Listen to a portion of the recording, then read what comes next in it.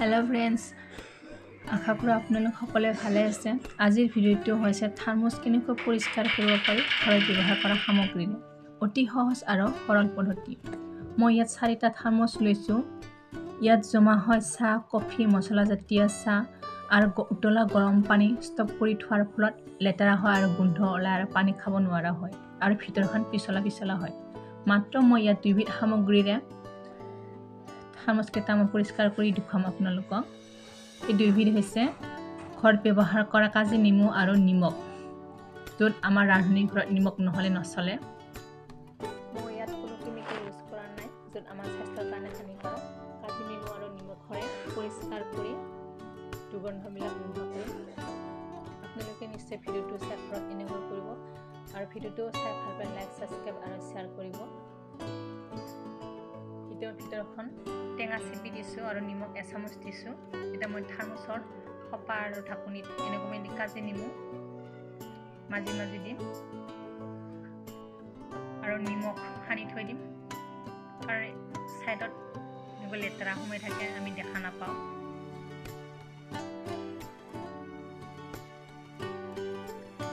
এতিয়া মই থাৰ্মসৰ ঢাকনি মাৰি এনেকৈ মই চাৰিও লৰাই দিম, যাতে টেঙা আৰু নিমখ চাৰিও মিক্স হয়, পৰিষ্কাৰ হয় ভিতৰখন। চাৰিও মিক্স হৈ গৈছে।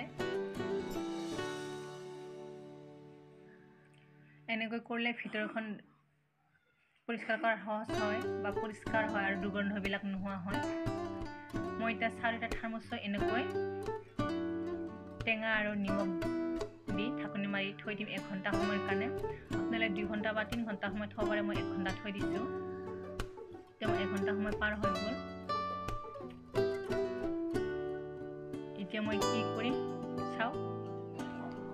এতিয়া মই ভিতৰখন মাজিবৰ কাৰণে মোৰ সুবিধা অনুসৰি লাঠি ল'ম।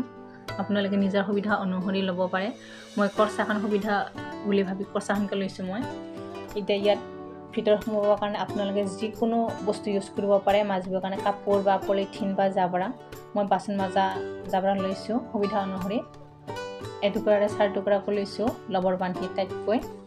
আপোনালোকে নিজৰ সুবিধা অনুসৰি ল'ব।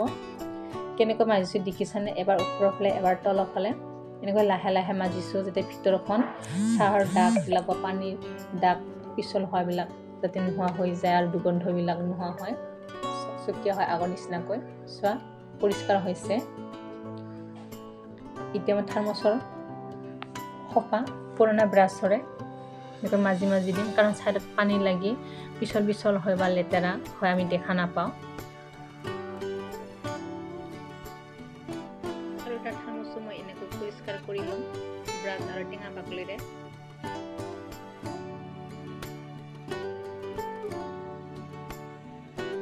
এতিয়া মোৰ হৈ গ'ল 4টা থাৰ্মস এনেকৈ মাজি ঘঁহি লোৱা। এতিয়া মই ধুই ল'ম। আপোনালোকৰ চকুৰ আগতে মই পৰিষ্কাৰ কৰি দিছোঁ। থাৰ্মসকেইটা নতুন নিচিনা লগা হৈছে চকচকীয়াকৈ।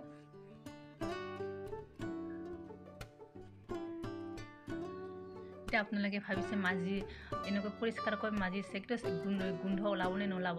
নিশ্চয় ওলাব, কাৰণ যিবিলাক আমি মছলা যেতিয়া চাহ থৈ দিওঁ এসপ্তাহ কাৰণে বা 2 দিন 3 দিনৰ কাৰণে থাৰ্মসত থৈ দিওঁ আমি, তেতিয়া সেইটো চাহ বা সেই থাৰ্মসটো পিছত ইউজ কৰিব নোৱাৰা হয় যায়। এনে একেবাৰে গোন্ধ হয়, পানী থলেও গোন্ধ ওলায়। তেতিয়া কি কৰিব লাগে মই দেখাম আপোনালোকক এতিয়া।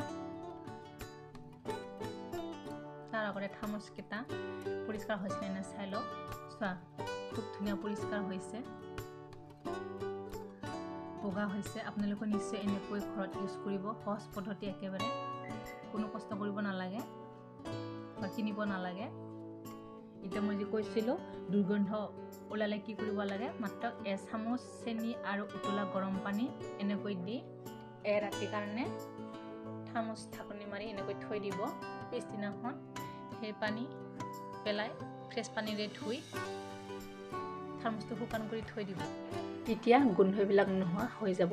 পিছে আপোনালোকে ভিডিঅ'টো চাই ভাল পালে মোক কমেণ্ট বক্সত জনাব। মই আপোনালোকক এনেকৈ ভাল ভিডিঅ' দি দিব চেষ্টা